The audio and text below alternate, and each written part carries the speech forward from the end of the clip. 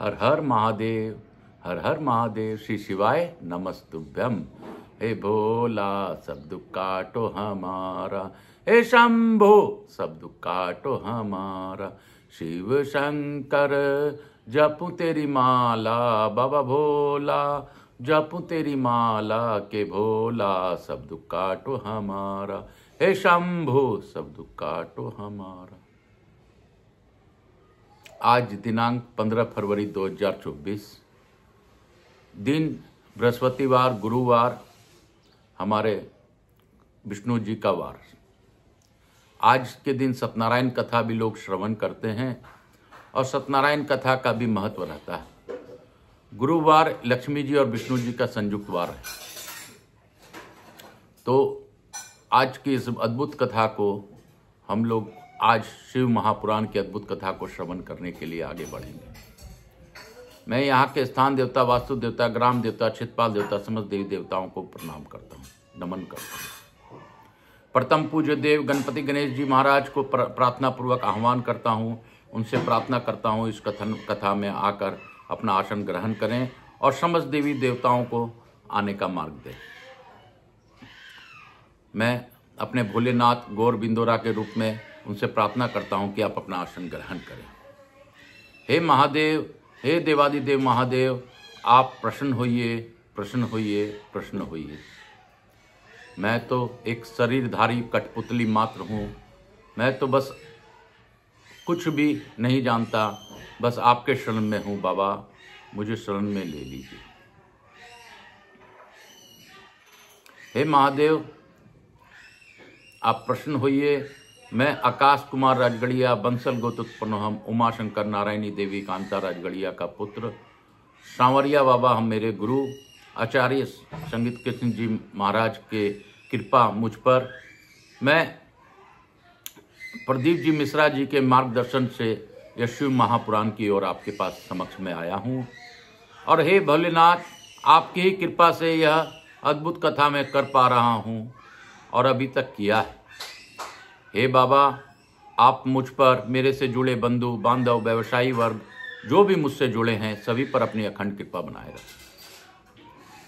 हे बाबा, विश्व का कल्याण कीजिए। जो भी हमारे पूर्वज हैं, जो भी इस कथा को ऑनलाइन श्रवण करें, उनके पूर्वजों को आगे की गति दीजिए। सभी पर अपनी विशेष कृपा बनाए रखिए, यही आपसे अनुरोध है।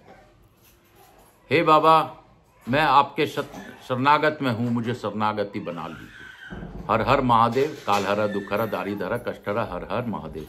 हे भोले बम बम भोले, ओ भोले बम बम भोले, हर हर महादेव, कालहर दुखहर दारिधर कष्टहर। गंगा गंगा गंगा शिव गंगा, गंगा स्नानम अहम करिष्येत, शिव काशी मोक्ष नगरी काशी की जय। तत्पश्चात शिव महापुराण पढ़िष्येत। बोलो शंकर भगवान की जय। कल हम लोग 15वें अध्याय उमा संहिता का पढ़े थे। आज हम लोग 16वें अध्याय में प्रवेश करेंगे। बोलो शंकर भगवान की जय।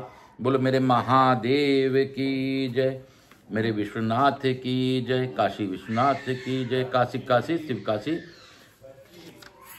सनत कुमार बोले, हे मुनिश्रेष्ठ, अर्थ 16वां अध्याय। सनत कुमार बोले, हे मुनिश्रेष्ठ, उन लोगों को के ऊपर स्थित नरकों को मुझसे सुनिए, जहाँ पर पापी जन दुख भोगते हैं। रो शुकर, रोध, ताल, विवशन या विशासन, महाज्वाल, तप्त कुंभ, लवन, विलोहित, पुयवहा, वेतरनी, कुमिस, कृमिस, कृमि भोजन, घोर अशीपत्रवन, दारुण, लाला भक्ष, पुयवह, वही ज्वाल, अदशिरा, संदर्श, कालसूत्र, तम अविचिरोधन, शव भोजन, रुष्ट, महारोरव, शलमली इत्यादि बहुत से पीड़ादायक नरक हैं। हे व्यास जी, पाप कर्म में निरत जो पुरुष उनमें दुख भोगते हैं, मैं उनका वर्णन क्रमशः कर रहा हूँ, आप सावधान होकर सुनिए। जो मनुष्य ब्राह्मण, देवता एवं गौवों के पक्ष को छोड़कर अन्यत्र झूठी गवाही करता है और सदा मिथ्या भाषण करता है, वह रोरव नरक में जाता है। हे व्यास जी, भ्रूण हत्या करने वाला, स्वर्ण चुराने वाला, गायों को रोकने वाला, विश्वासघाती, सुरापान करने वाला, ब्राह्मण का वध करने वाला, दूसरों के द्रव्य को चुराने वाला तथा इनके साथ देने वाला, और गुरु माता, गौ तथा कन्या का वध करने वाला मरने पर तप्त कुंभ नामक नरक में जाता है। साध्वी स्त्री को बेचने वाला, अधिक ब्याज लेने वाला, वैभाचारी अथवा केश का विक्रय करने वाला और जो अपने भक्त का त्याग कर देता है, ये सब तप्त लोह नामक नरक में दुख भोगते हैं। हे द्विज, जो अधम मनुष्य गुरुओं का अपमान करने वाला, दुर्वचन कहने वाला, वेद निंदक, वेदों का बेचने वाला तथा आगम्या स्त्री के साथ संसद करने वाला है, वह अंत में सप्तबल नामक नरक में जाता है। जो चोर, गो हत्यारा, पतित, मर्यादा को तोड़ने वाला, देवता, ब्राह्मण, पितरों से द्वेष करने वाला, रत्नों को दूषित करने वाला, दूषित यज्ञ करने वाला, और वह पापी कृमि भक्ष नरक में जाता है और वहाँ कीड़ों का भोजन करता है। जो नराधम पितरों एवं देवताओं के अर्पण किए बिना खाता है एवं जो शास्त्रों में कृतक करता है, वह मूर्ख लाला भक्ष नामक नरक में जाता है। जो द्विज अन्यज से सेवा कराता है, नीचों से पति ग्रहण करता है, यज्ञ के अनाधिकारियों से यज्ञ कराता है एवं अभक्ष्य वस्तुओं का भक्षण करता है, और जो सोम का विक्रय करता है, ये सब रुधिरोध नामक नरक में जाते हैं। मधु का हरण करने वाला तथा ग्राम का ध्वंस करने वाला घोर वैतरणी नदी में जाता है। जो नवयौवन से मदमत होकर मर्यादा का उल्लंघन करते हैं, अपवित्र रहते हैं और उल्टा स्त्रियों से जीविका चलाते हैं, वे कृमि नामक नरक में जाते हैं। जो व्यर्थ में वृक्षों को काटता है, वह अशीपत्र वन को जाता है। चाकू से काटकर जीविका यापन करने वाला अर्थात मांस विक्रयी तथा मृगों का वध करने वाले, वह ज्वाल नामक नरक में जाते हैं। हे द्विज, भ्रष्टाचार करने वाला ब्राह्मण, क्षत्रिय तथा वेश्य उसी वाहिन ज्वाल नरक में जाते हैं, और आग लगाने वाला शवपाक नामक नरक में जाता है। जो व्रत का लोप करने वाले हैं और जो अपने आश्रम से च्युत हो जाते हैं, वे अत्यंत भयानक संदंस नामक नरक में जाते हैं। जो ब्रह्मचारी मनुष्य स्वप्न में वीर्य रखलित करते हैं तथा जो गृहस्थ अपने पुत्रों को नहीं पढ़ाते हैं, वे सब भोजन नरक में गिरते हैं। ये सब अन्य द्वीप सैकड़ों हजारों नरक हैं, जिनमें पाप करने वाले यातना भुगतते हुए पड़े रहते हैं। इसी प्रकार ये सभी तथा अन्य भी हजारों पाप हैं, जिन्हें नरकों में पड़े हुए मनुष्य भुगते रहते हैं। जो मनुष्य मन, वचन तथा कर्म से वर्णाश्रम धर्म में के विपरीत आचरण करता है, वे नरक में गिरते हैं। देवगण उन नरक की प्राणियों को नीचे की ओर सिर किए हुए देखते हैं, और वे भी सभी देवताओं को नीचे की ओर मुख किए हुए दिखते हैं। पाप कर्मा मनुष्य क्रमशः उन्नति करते हुए स्थावर, कृमि, जलचर, पशु, मनुष्य, धर्मात्मा, देवता तथा मुमुक्षु होते हैं और अंत में मोक्ष प्राप्त कर लेते हैं। जितने प्राणी स्वर्ग में है, उतने ही नरक में भी हैं स्थित हैं। प्रायश्चित से विमुख पापी नरक को जाता है। हे व्यास, स्वयंभू मनु ने बड़े पापों के लिए महान प्रायश्चित तथा अल्प पापों के लिए अल्प प्रायश्चित कहे हैं। उन सभी पापों को जो प्रायश्चित कर्म कहे गए हैं, उनमें विशेष रूप से शिव जी का नाम स्मरण प्रायश्चित सबसे श्रेष्ठ है। जिस पुरुष के चित्त में पाप कर्म करने के अनंतर पश्चाताप होता है, उसके लिए तो एकमात्र शिव जी का स्मरण ही सर्वोत्तम प्रायश्चित है। प्रातः, रात्रि, संध्या तथा मध्याह्न में शिव का स्मरण करने वाला मनुष्य पाप रहित हो जाता है और शिवलोक को प्राप्त करता है। उन उमापति शंभु शिव के स्मरण मात्र से ही वह सभी प्रकार के दुखों से मुक्त हो जाता है और स्वर्ग अथवा मोक्ष प्राप्त करता है। हे मुनिसतम, भगवान शंकर के स्मरण के प्रभाव से इस त्रिलोकी में कहीं भी जप, होम, अर्चन आदि सत्कर्मों में विघ्न नहीं होता तथा स्मरण कर्ता के चित्त में पाप का संक्रमण नहीं होता है। हे विपेंद्र, जिसकी बुद्धि महादेव में लगी हो, उसे जप, होम एवं पूजा आदि करने से भी पुण्य मिलता है। वह पुण्य प्राप्त हो जाता है एवं देवेंद्र आदि का फल प्राप्त हो जाता है। हे मुने, जो पुरुष दिन रात भक्ति पूर्वक शिव जी का स्मरण करता है वह समस्त पापों से रहित हो जाता है और इसलिए नरक में नहीं पड़ता है। हे द्विश्रेष्ठ, नरक एवं स्वर्ग नाम का तात्पर्य पाप और पुण्य है, जिनमें नरक दुख के लिए और स्वर्ग सुख तथा समृद्धि के लिए होता है। वहीं एक वस्तु प्रसन्नता के लिए होकर बाद में दुख का कारण बन जाती है, इसलिए कोई भी वस्तु न दुख देने वाला है और न सुख देने वाली। सुख दुख का उपलक्षण रूप यह तो केवल मन का परिणाम मात्र है। ज्ञान ही परबद्ध है, ब्रह्म है, वह ज्ञान ही तत्व का बोध कराता है। हे मुने, यह संपूर्ण चराचर जगत ज्ञान स्वरूप है। वस्तुतः पर तत्व के ज्ञान से बढ़कर कुछ भी श्रेष्ठ पदार्थ नहीं है। इस प्रकार मैंने संपूर्ण नरकों का वर्णन कर दिया है। अब इसके बाद मैं भूमंडल का वर्णन करूंगा। इस प्रकार शिव महापुराण के अंतर्गत 5वीं उमा संहिता ब्राह्मण वर्णन में नारको द्वार वर्णन नामक 16वां अध्याय पुनः बोलो काशी काशी शिव काशी मोक्ष नगरी काशी की। मैं आप सबों से विनती करता हूं कि आप लोग शिव जी के इस मूल पाठ को जन जन तक पहुंचाने का प्रयास कीजिए। जन जन तक पहुंचाकर उसको लाइक कीजिए, सब्सक्राइब करवाइए, ताकि मेरा वीडियो रोज का रोज मिलते रहे। शिव की यह अद्भुत कथा आपके जीवन को बदल कर रख देगी। आप स्मरण कीजिए, सुनिए, सुनाइए, आपको इसका फल निश्चित रूप से मिलेगा। हर हर महादेव, कालहरा दुखहरा दारिद्रहरा कष्टहरा, हर हर महादेव। मैं आप सबों से विनती करता हूं, आकाश राजगरिया यूट्यूब चैनल को ज़्यादा से ज़्यादा सब्सक्राइब करवाइए, सब पर को इसके बारे में बताइए, मूल पाठ का श्रवण कीजिए, कराइए और फल पाइए। इसके साथ ही मैं यह भी कहूँगा, कल प्रदीप जी मिश्रा जी की एक कथा चालू हुई थी। उस कथा में उन्होंने कहा कि अगर आप ईश्वर से कुछ चाहते हैं तो पहले उनकी चक्की में पीसना पड़ेगा। उन्होंने बताया कि आपको अगर सेवैया बनानी है तो सेवैया के लिए पलंग पर या पहले खटिया पर उसको बांधकर मशीन को, और उसके बाद एक आदमी उस पर आटा को डालते जाता है और सेवैया बनती, घुमाता है तो सेवैया बनती है।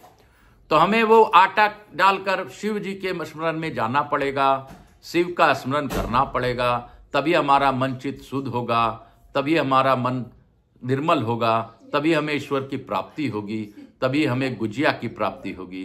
ईश्वर हमें क्या देना चाहते हैं उस मशीन में डालकर आपको हर महादेव जी के मंदिर में जाकर उनको पूजा करनी होगी, प्रार्थना करनी होगी। आप मशीन में डलेंगे तभी तो आपको अच्छा कुछ अनुभव होगा। हर हर महादेव, कालहरा दुखहरा दारिद्रहरा कष्टहरा, हर हर महादेव, घर घर महादेव। शिव काशी काशी काशी, शिव काशी मोक्ष नगरी काशी की जय। अथ सप्तदशो अध्याय आया। ब्रह्मांड के वर्णन प्रसंग में जम्बूद्वीप का निरूपण।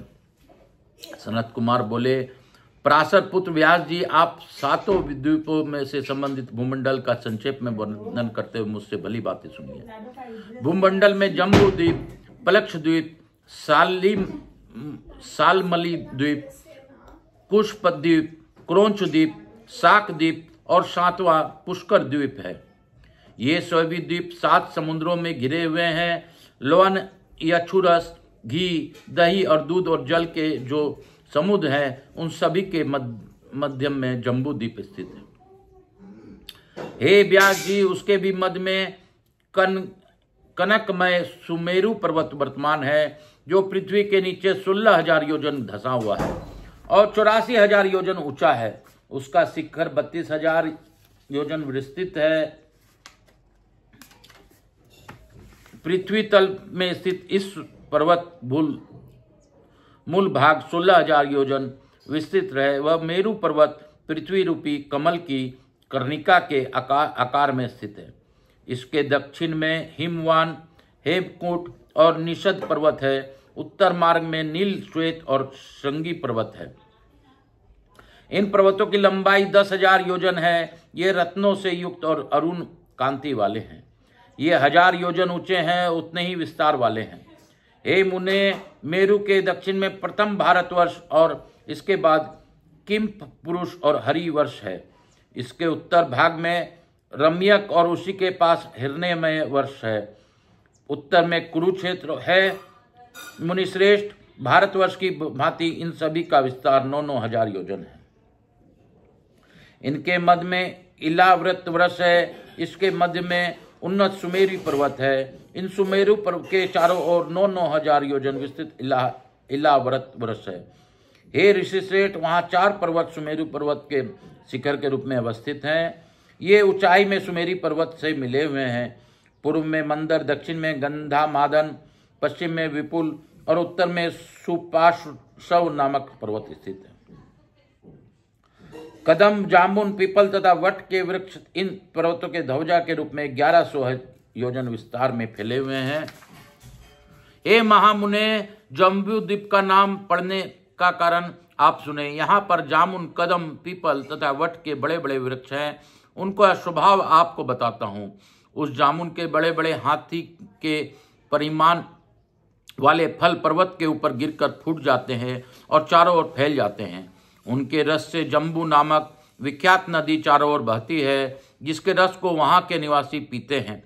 उसके तट पर रहने वाले लोगों को पसीना, दुर्गंध, बुढ़ापा एवं किसी प्रकार की इंद्र पीड़ा आदि नहीं होते हैं।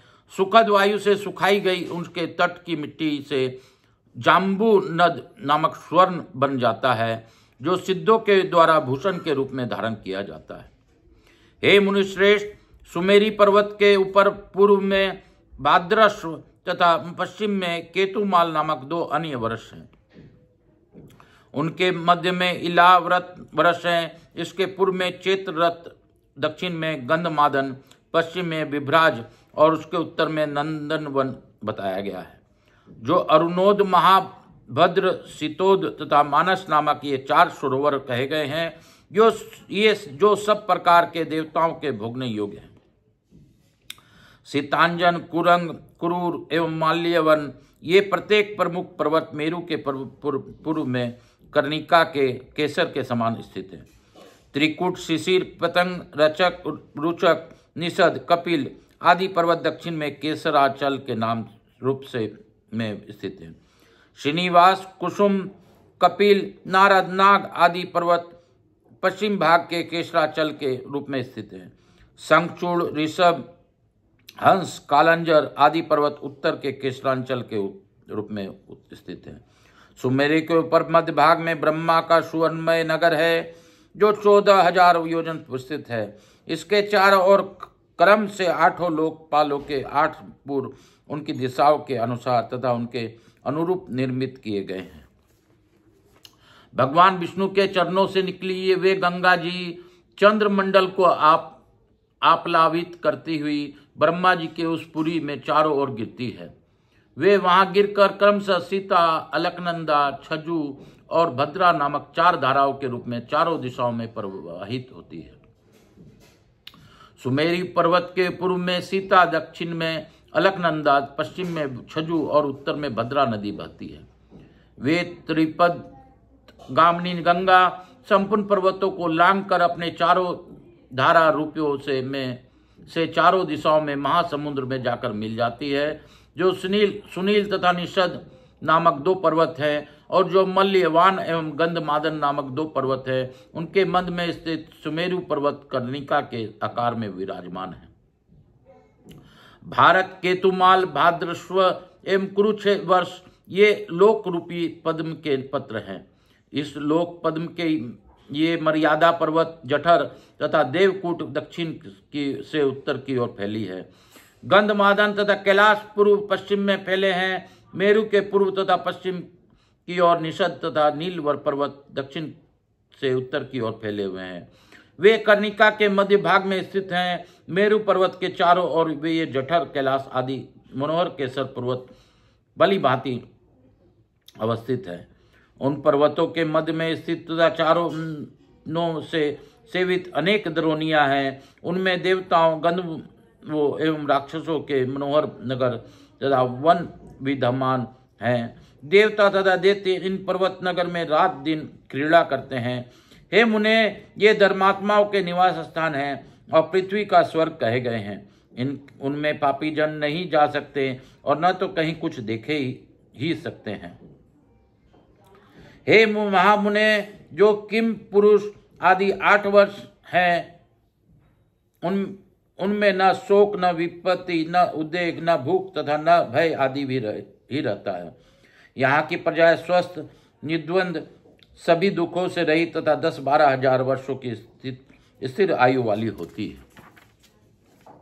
वहां कृत युग एवं त्रेता युग ही होते हैं। वहां सर्वत्र पृथ्वी का ही जल है और उनमें मेघ वर्षा नहीं करते हैं। उन 7 द्वीपों में निर्मल जल तथा स्वर्णमय बालुका वाली सैकड़ों क्षुद्र नदियां भी बहती है। उनमें उत्तम लोग विहार करते हैं। इति श्री शिव महापुराणे पंचाम उमा संहितायाम ब्राह्मण कथने जम्बूद्वीप वर्ष वर्णनम नाम 17वां अध्याय।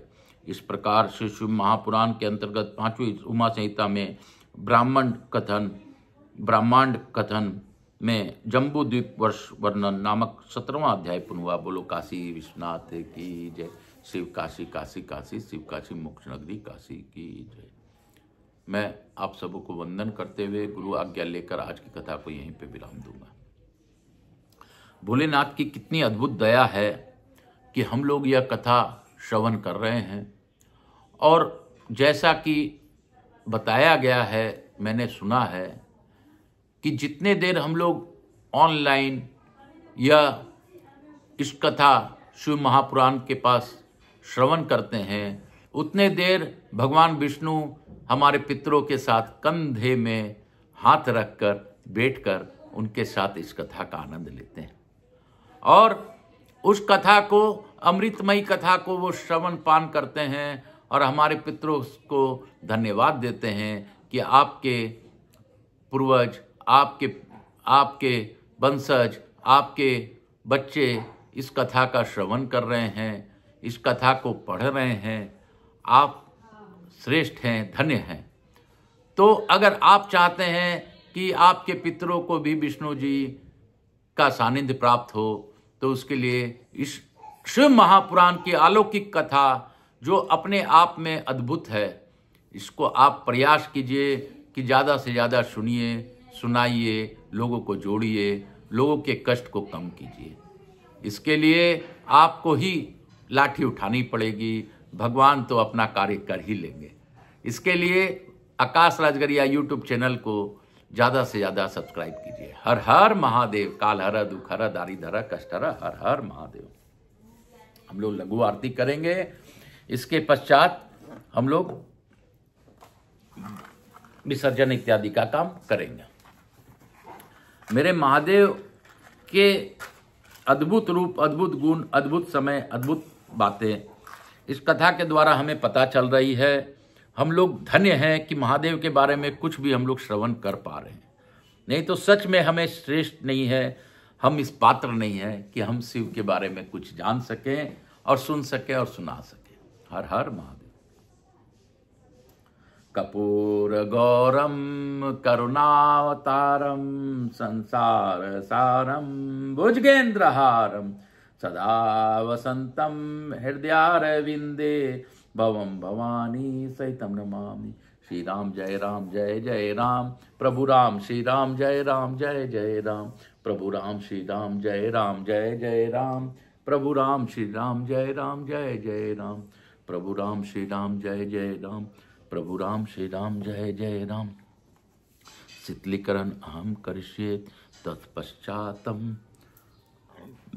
हर हर महादेव, हर हर महादेव, हर हर महादेव, हर हर महादेव। मातृदेवी भव पितृदेवो भव सब पितृदेवताभ्याम नमो नमः। मातृदेवी भव पितृदेवो भव सब पितृदेवताभ्याम नमो नमः। मैं गणपति गणेश जी महाराज, लक्ष्मी जी महारानी, रिद्धि सिद्धि को शुभ लाभ, कुबेर जी महाराज से अनुरोध करता हूँ हमारे यहाँ रहकर सबका कल्याण करें। हवाई समस्त देवी देवताओं से अनुरोध करता हूँ कि अपने अपने स्थान को हमें आशीर्वाद देकर अपने अपने स्थान को गमन करें। पुनः बुलाने पर पधार कर हमें आशीर्वाद प्रदान करें। मैं गौर बिंदोरा के रूप में महादेव और उमा माता को धन्यवाद देता हूँ कि उन्होंने गौर बिंदोरा बनकर इस कथा का श्रवण किया। उनके लिए कोटि कोटि धन्यवाद। हे महादेव, आपने जैसी चाही वैसी कथा आपने करवा ली, इसके लिए मुझे आपको धन्यवाद ही कहना है। बाबा, आप विश्व का कल्याण कीजिए, सब पर अपनी अखंड कृपा बनाए रखिए और सभी को दुखों को काटते हुए सबको निरोगी काया प्रदान कीजिए। विश्व का कल्याण कीजिए, मुझे भी निरोगी काया दीजिए महादेव।